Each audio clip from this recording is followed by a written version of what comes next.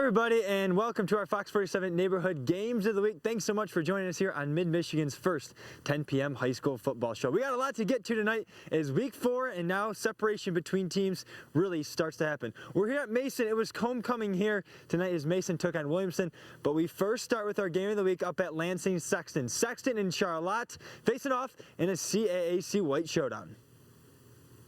Two veteran teams, both with a lot of confidence so far this season. Only one of them would be 4-0. Sexton's offense gets rolling early in the first. Tavion Smith takes the jet sweep, beats everybody around the corner and into the end zone. J-Dubs take an early 7-0 lead. In the second, the junior running back, DeMar Andrews. He's an absolute tank, dragging tacklers all the way down to the 10-yard line. He would cap off the drive in the second quarter. Bouncing off tacklers, hop, skip, and a jump into the end zone. And then later in the second quarter, Joseph Pizzo hooking up with Jeff Hudson right across the goal line. Their first passing touchdown of the night. A very scary scene. Lucas Martin of Charlotte injured, had to be taken off on a stretcher late in the second quarter. We are hoping he is okay. Back to football in the third quarter. The Sexton defense came to play tonight. Andrews with the pick. Charlotte's offense not able to get anything going. And then Hudson with the absolute hit stick. What a beautiful tackle there. And then to cap off, what an absolute perfect night for the Sexton offense. It's Pizzo doing it himself, weaving, shedding tacklers, and all he's got is green grass in front of him. A 40-yard touchdown run, and Sexton moves to 4-0 for the first time since 2014. They knock off Charlotte 28-0. Feels great. I mean, this is a part of what we do here in this program, and now it just feels good to be finally back to doing what we do. Playing good, solid football here at Sexton. First time 4-0 in a long time. How special is that feeling? It's a great feeling, but, we just got to stay hungry and keep working because this ain't our goal at the end of the day. We want to state championship, and we ain't settling for nothing less. Coach had talked about how you guys had wanted to take that next step, for you guys to finally be taking that next step and on this path. How cool is that? It's great, man. The team, we coming together real nice. We putting together a full game now, and we looking real good. We just got to continue the success. The last time the J-Dubs started 4-0, 2014, they ended up at Ford Field in a state championship run. Ended up coming up short in that one. But what a run and what a start for this Lansing-Sexton team. John L. Davis always has so much energy on the sideline. So fun to see him doing his thing on the Sexton sidelines. Week 8. Sexton-Portland, that could decide the CAAC White. It will be a big-time matchup. I know we're looking ahead a little bit, but that would be a big-time matchup. Hey, back here at Mason, it was homecoming for the Bulldogs taking on Williamson. What a crowd here tonight. Stands absolutely full on both sides. I know everybody's gone now watching us at home, but it was an electric atmosphere here tonight as Mason looks to keep their quest of a perfect streak alive.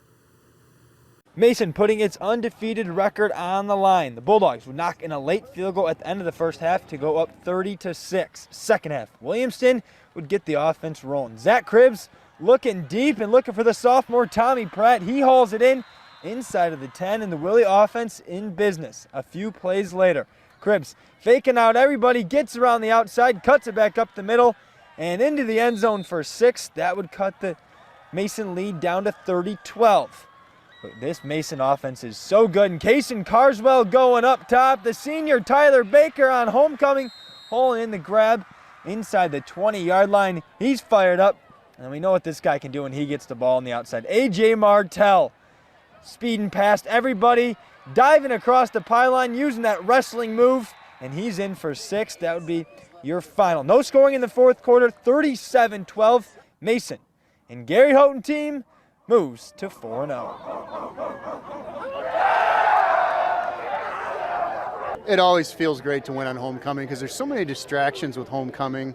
It's hard for the kids to focus. You have so many outside things going on with homecoming court and all the festivities, and it's really hard to focus. So I'm really proud of them. We played a really good game against a really good team. Coach had talked about this team is not close to its potential.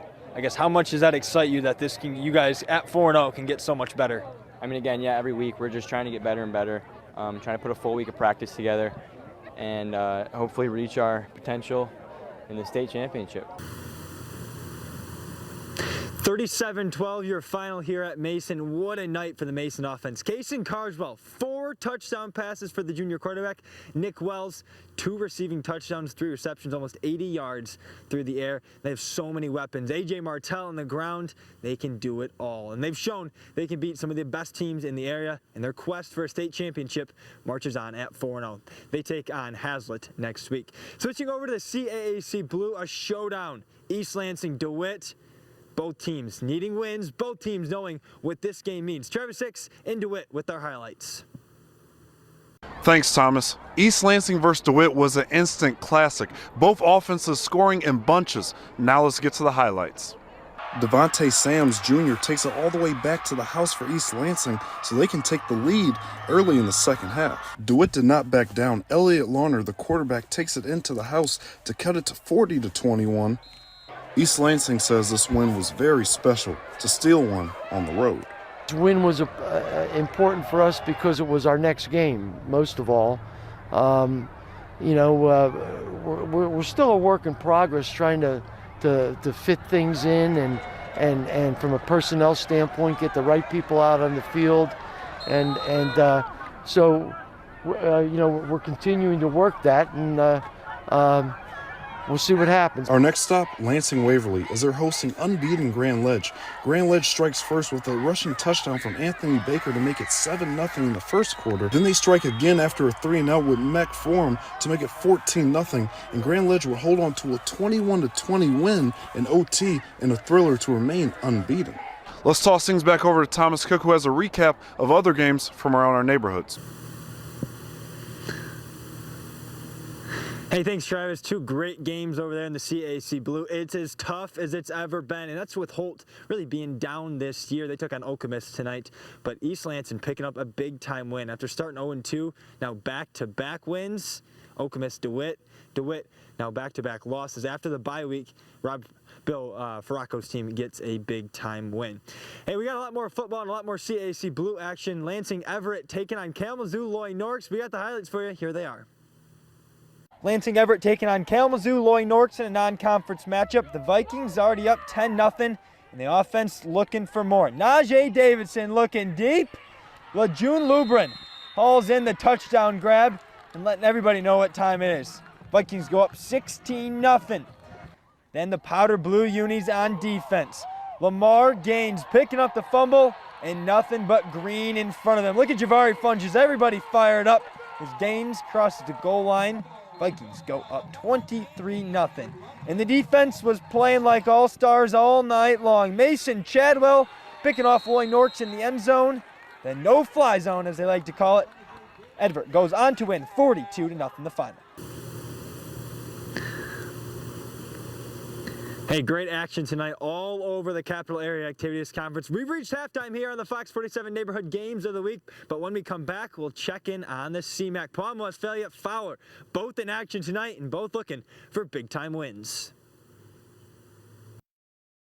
Current temperature and time, sponsored by Cure Auto Insurance.